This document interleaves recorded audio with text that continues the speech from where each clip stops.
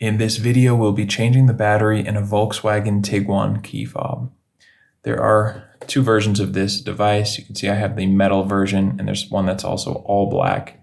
Doesn't matter which one you have, the process is exactly the same.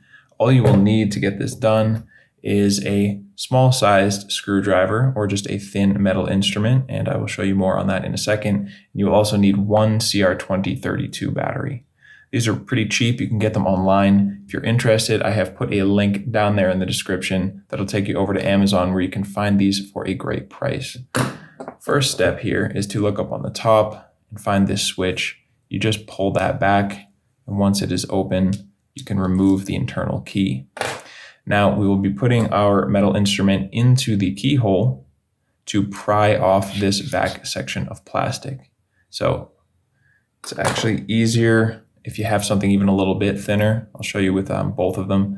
But what you want to do is just go in so that you're past the metal and the tip of your instrument is there in the plastic.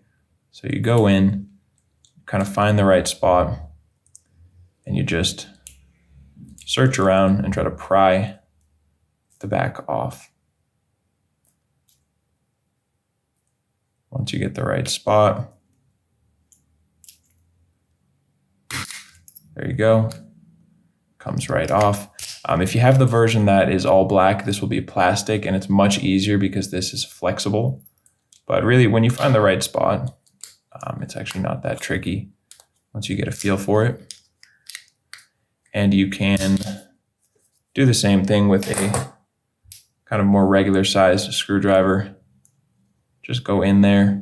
And if you start to apply pressure and you see this seam starting to open, even just slightly like that, then you can apply a little bit more pressure and pop this thing off. So from here, you can just use your screwdriver to come in between these two tabs. And what you want to do is just pry the battery out of there. And when you're putting in your new CR2032, you want to make sure that this positive side that has the plus sign on it is facing up. And you'll just slide that under this section and then click it into place. And now we can just put this thing back on there. So make sure it is all lined up and squeeze it back on there and put your internal key back in its place as well. If this video helped you out, feel free to leave us a like or a comment. And if you ever need help with another one of your key fobs, you can come back here to this channel. We will have you covered with a video just like this one. And if you're interested, you can also get all this information and more over at our website, FobBattery.com.